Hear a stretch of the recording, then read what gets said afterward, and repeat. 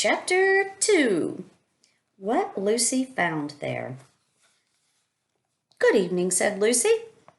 But the fawn was so busy picking up its parcels that at first it did not reply. When it had finished, it made her a little bow. Good evening," said the fawn. "Excuse me, I don't want to be inquisitive, but should I be right in thinking that you are a daughter of Eve?"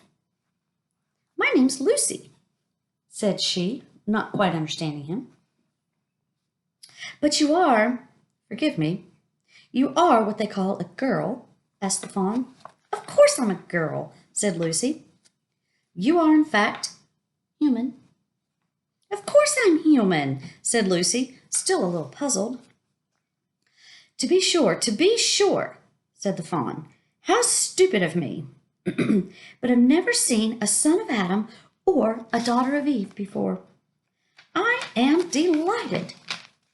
That is to say," and then he stopped as if he had to be going, as if it had been going to say something it had not intended but remembered in time. Delighted, it went on. "Allow me to introduce myself. My name is Tumnus." "I am very pleased to meet you, Mr. Tumnus," said Lucy.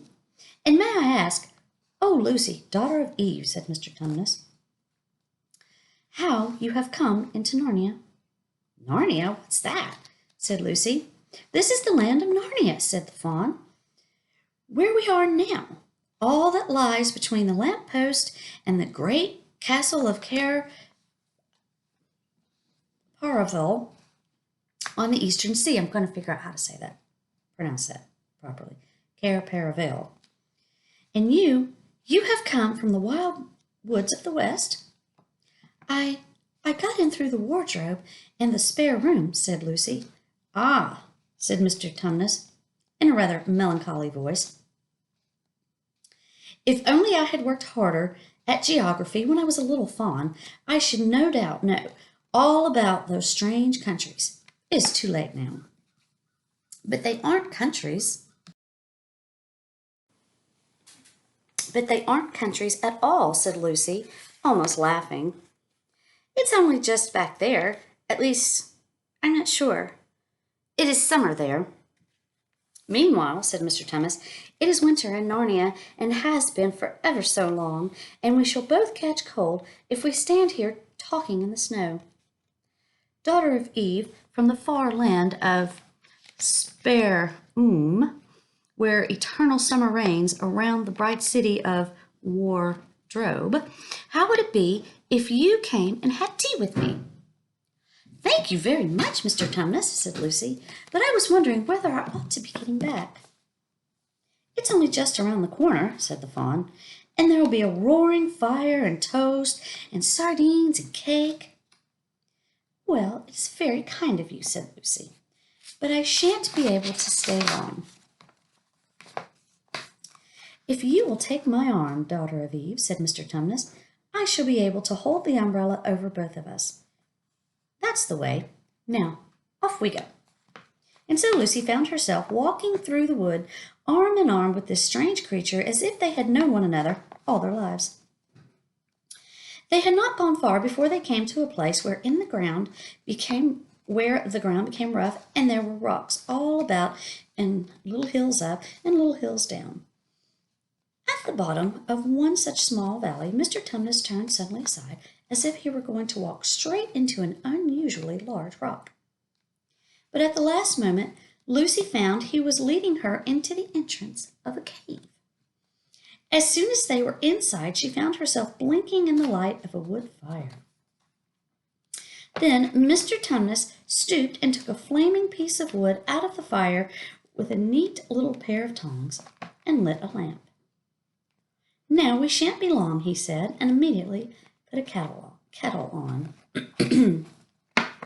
Lucy thought she had never been in a nicer place. It was a little dry, clean cave of reddish stone with a carpet on the floor and two little chairs.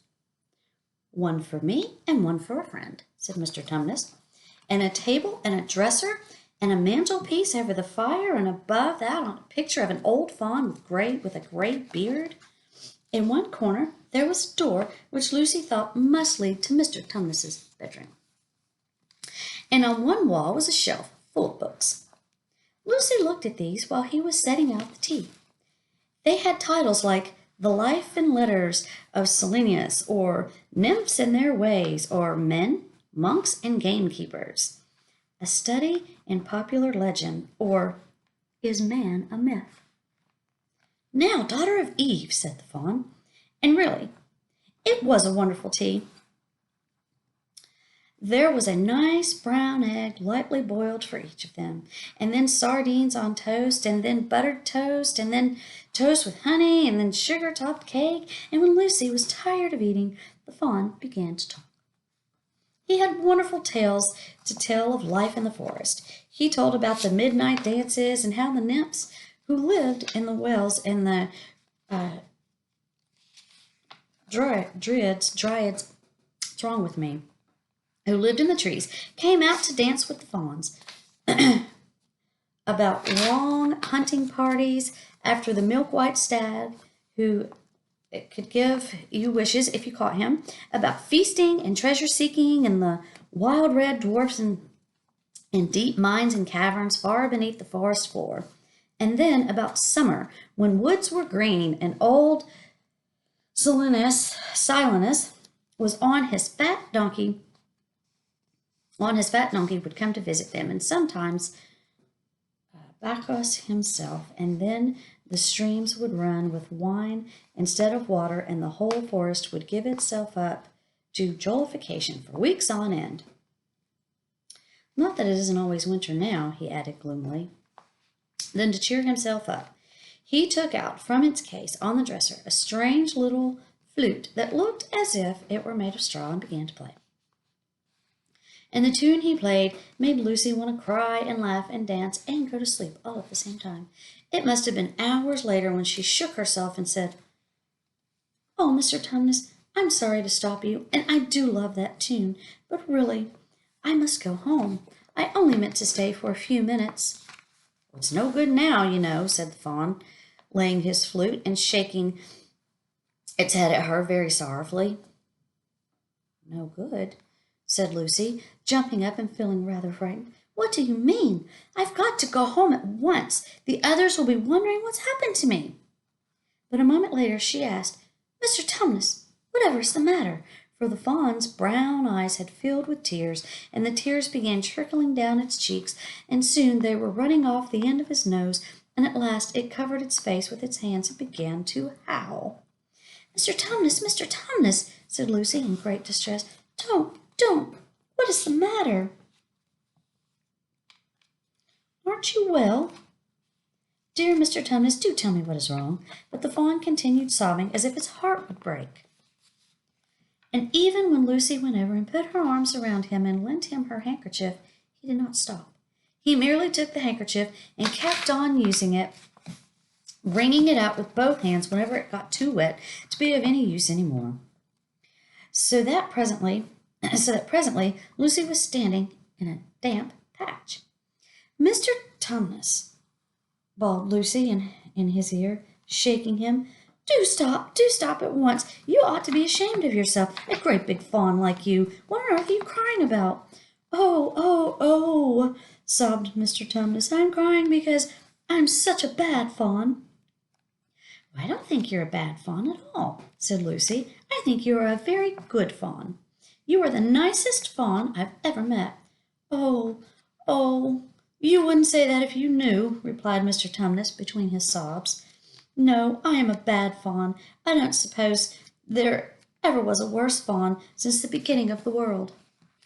"But what have you done?" asked Lucy. "My old father, now," said Mr. Tumnus. "That's his picture over the mantelpiece. He would never have done a thing like this." "A thing like what?" asked Lucy. "Like what I've done," said the fawn. "Taken service under the White Witch. That's what I am. I am in the pay of the White Witch." "The White Witch? Who is she?" "Why, it is she that has got all Narnia under her thumb. It's she that makes it always winter and never Christmas. Think of that." How awful, said Lucy. But what does she pay you for? That's the worst of it, said Mr. Tumnus with a deep groan. I'm a kidnapper for her. That's what I am. Look at me, daughter of Eve. Would you believe that I am the sort of fawn to meet a poor innocent child in the wood, one that had never done me any harm, and pretend to be friendly with it, and invite it home to my cave for all the sake of lulling it to asleep and then handing it over to the White Witch? No, said Lucy. I'm sure you wouldn't do anything of the sort. But I have, said the fawn. Well, said Lucy, rather slowly, for she wanted to be truthful, and yet not be too hard on him. Well, that was pretty bad. But you're so sorry for it, and I'm sure you will never do it again. Daughter of Eve, don't you understand? Said the fawn. It isn't something I have done. I'm doing it now, this very moment. What do you mean? Cried Lucy, turning very white. You are the child, said Tumnus. I had orders from the White Witch that if I ever saw a son of Adam or a daughter of Eve in the wood, I was to catch them and hand them over to her, and you are the first I have ever met, and I've pretended to be your friend and asked you to tea all the time. I've been meaning to wait till you were asleep and then go and tell her. Oh, but you won't, Mr. Tumnus, said Lucy. You won't, will you? Indeed, you really mustn't. And if I don't, said he, beginning to cry, she's sure to find out, and she'll have my tail cut off with my horn sewn off, and my beard plucked out, and she'll wave her wand over my beautiful cloven hoofs and turn them into horrid solid hoofs like a wretched horse's. And if she is extra and especially angry, she'll turn me into stone, and I shall be only a statue of a fawn in her horrible house until the 4 thrones of Cair Paravel are filled, and goodness knows when that will happen, or whether it will happen at all. I'm very sorry, Mr. Tumnus, said Lucy, but please let me go home. Of course I will, said the fawn. Of course I've got to go. I see that now. I hadn't known what humans were like before I met you. Of course, I can't give you up to the White Witch, not now that I know you. But we must be off at once. I'll see you back to the lamppost. I suppose you can find your own way back from there to spare and wardrobe. I'm sure I can, said Lucy. We must go as quietly as we can, said Mr. Tumnus. The whole wood is full of her spies. Even some of the trees are on her side. They both got up and left the tea things on the table, and Mr. Tumnus once more put up his umbrella and gave Lucy his arm. And they went out into the snow. The journey back was not at all like the journey to the fawn's cave. They stole along as quickly as they could without speaking a word, and Mr. Tumnus kept to the darkest places. Lucy was relieved when they reached the lamp-post again. Do you know your way from here, daughter of Eve? Said Tumnus. Lucy looked very hard between the trees and could just see in the distance a patch of light that looked like daylight. Yes, she said, I can see the wardrobe door. Then be off home as quick as you can, said the fawn. And can you ever forgive me for what I meant to do? Why, of course I can, said Lucy, shaking him heartily by the hand. And I do hope you won't get into dreadful trouble on my account. Farewell, daughter of Eve, said he. Perhaps I may keep the handkerchief. Rather, said Lucy, and then ran toward the far-off patch of daylight as quickly as her legs would carry her. And presently, instead of rough branches brushing past her, she felt coats. And instead of crunching snow under her feet, she felt wooden boards. And all at once she found herself jumping out of the wardrobe into the same empty room from which the whole adventure had started. She shut the wardrobe door tightly behind her and looked around, panting for breath. It was still raining, and she could hear the voices of the others in the passage. I'm here, she shouted. I'm here. I've come back. I'm all right. End of chapter 2.